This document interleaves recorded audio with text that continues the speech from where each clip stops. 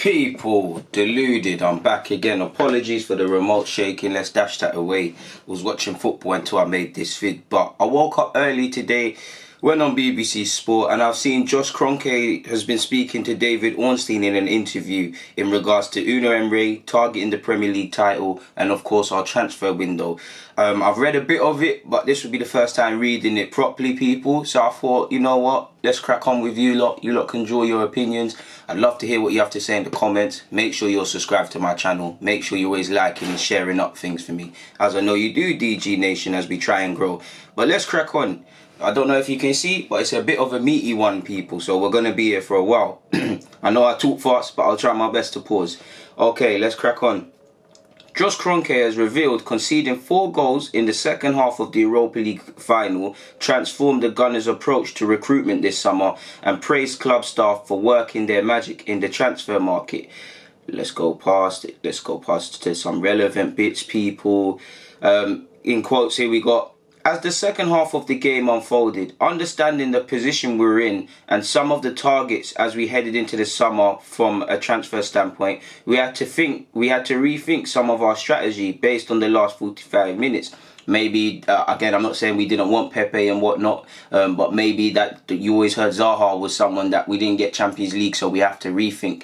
Potentially it's Zaha, potentially it could have been somebody else or other players in different positions. Zaha is just the first name that came to my head. Cracking on.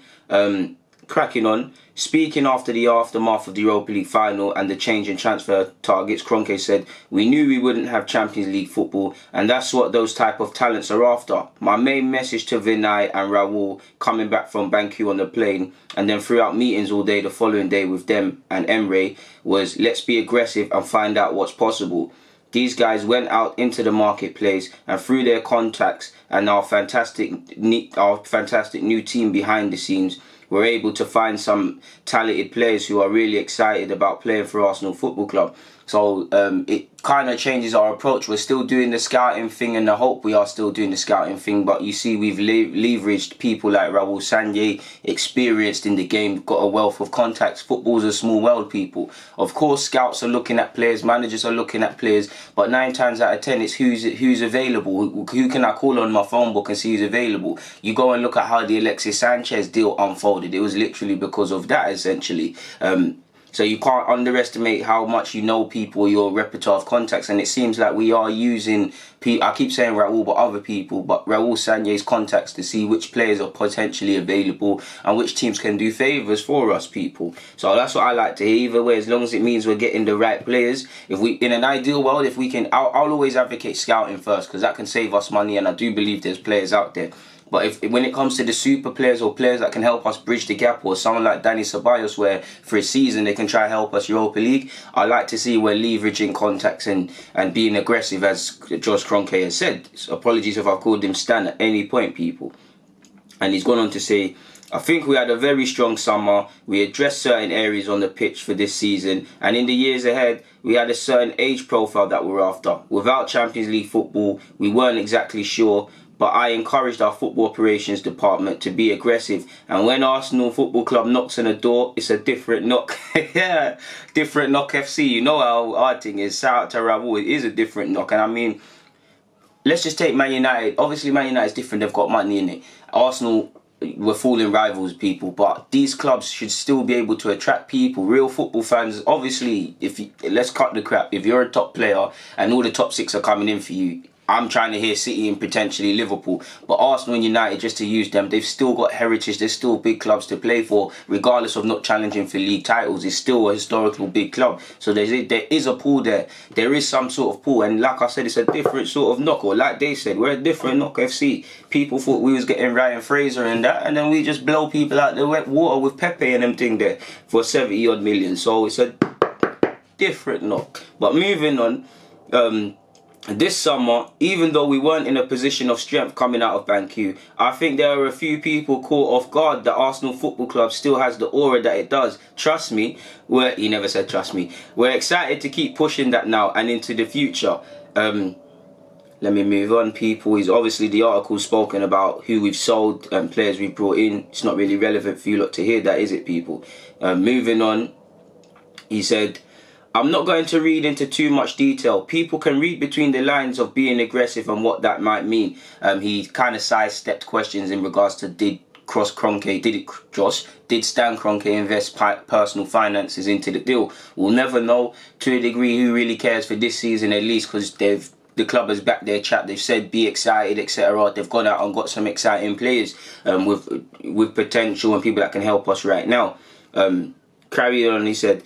And we did hear rumours that they were flying to America to talk to Kroenke Senior, better yet, and whatnot. So we'll never know the truth. But the 39-year-old went on to say, it's going to be a private matter for us here at the club. But I hope our fans understand that by being aggressive, that's exactly what we were. Going into the summer, we knew we were going to have instruments in place that were going to allow us to be aggressive and weren't going to be dependent on sales. The guys went out, worked their magic, and I'm happy to have them on our side. In relation to reacting to fan pressure, people, he's gone on to say, one sec, people.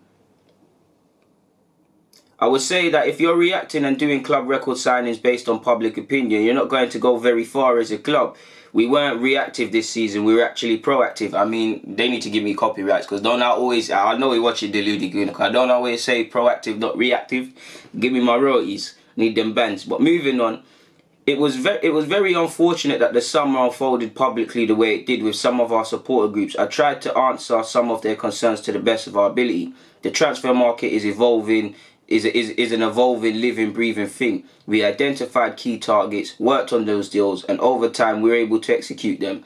That's hopefully a sign of encouragement for Arsenal fans, that we're out in the marketplace. You might never know what we're thinking, and you could be surprised by the names that come up. I like that, because it's a bit of unpredictability. Obviously, we were all hoodwinked over the 45 million budget. A lot of us could concede that we've got more, but we didn't actually know how much is there.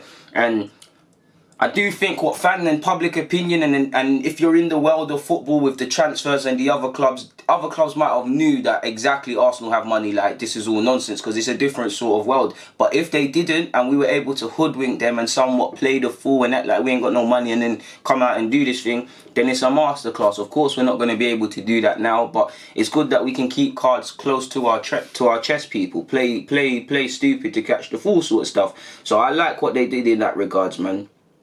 He's spoken about January. As for January, I don't want to get ahead of ourselves. We're going to evaluate some things in the short term and figure out where we might need to address going forward. So when January does roll around, we're going to be proactive again. That's a good part, man. And he's also gone on to say, the hard part is staying patient and understanding that we're putting plans in place that are going to unfold over the next several years. We've done it with our North American team, and we're trying to implement those type of people and decision makers here at Arsenal. I think this summer is a great example of the quality of people that we have. There's not really any relevant bit. He's spoken about wanting to win the Premier League and whatnot, people, and his people's and his family's ambition. I'm not going to harp on about that because really we're wasting time and you lot can read that. He's spoken about wanting to win the Premier League and things like that. But he's touched on Emre, and I think it's relevant to speak on this particular basis. He said, I think he's doing a great job. He's done a great job and he's doing a great job. Turning the page from such a legendary manager and figure such as Arsene, not only at Arsenal, but in European football, was always going to be a difficult page to turn. And as a club, I think we've turned it as elegantly as we possibly could. I think Emre's daily approach is fantastic. He's out there on the pitch, he's working, he's watching videos, he's communicating, and his daily energy and devotion to his work is fantastic. It's exactly what we need. Challenging for the Premier League title is always our goal. That's what we talk about consistently, based on the strength of our league, which is the greatest in the world. If you're going to compete for the Premier League, you're competing elsewhere for other silverwares as well, whether that be the FA Cup, etc., etc. We're going to have our work cut out. There are some very strong teams ahead of us, starting with defending champions Manchester City and Champions League winners Liverpool. We know what we need to do. We know there are some squads ahead of us that are very strong. We've come back with a stronger squad that we finished in May with in Baku, and I'm excited to see what this group can do, because I think they've got a mentality as well that is they're ready to get to work. and they know what they need to do on behalf of us. So I like to hear the bullishness. Like I said, Kroenke back to his chat. His dad might not always be around, but he's been there. He was at the final and whatnot, and it's nice to see the chat has been backed up. We're a long way from winning the Premier League, but I think I speak for most rational Arsenal fans when we just want to go into the season with a squad that's capable of right now getting into the top 4 and just competing in game by game basis. Like me, I don't think we have any divine right to challenge for a league title. I believe we're Arsenal Football Club, similar to the point I made about United. We should be challenging for league titles, but there's no divine right. Nobody owes us anything, so we're starting from scratch. I think I speak for most Arsenal fans when I say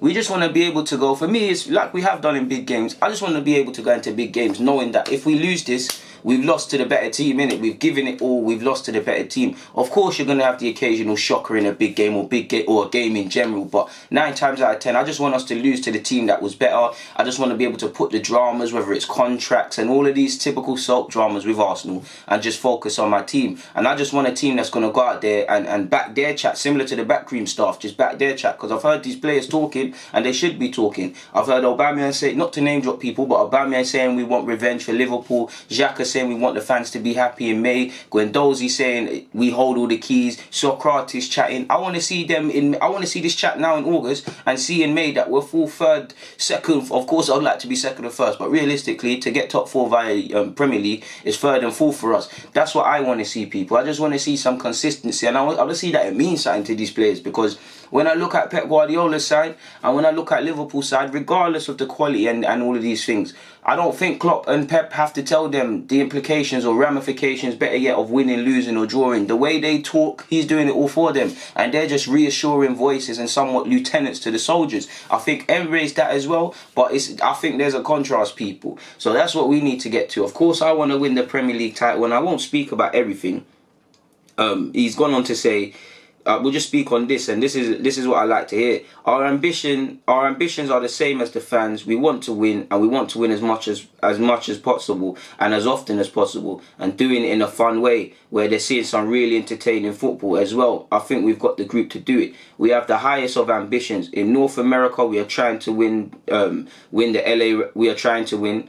Full stop. The LA Rams were in the Super Bowl last year. I can only imagine what a Champions League final is like after being over here in Banku. There are 6 great clubs in the Premier League, and unfortunately only 4 Champions League spots that are guaranteed. The economics involved to be able to reinvest back into the club and attract different players who only want Champions League football. Our goal is to get back and to win the Premier League.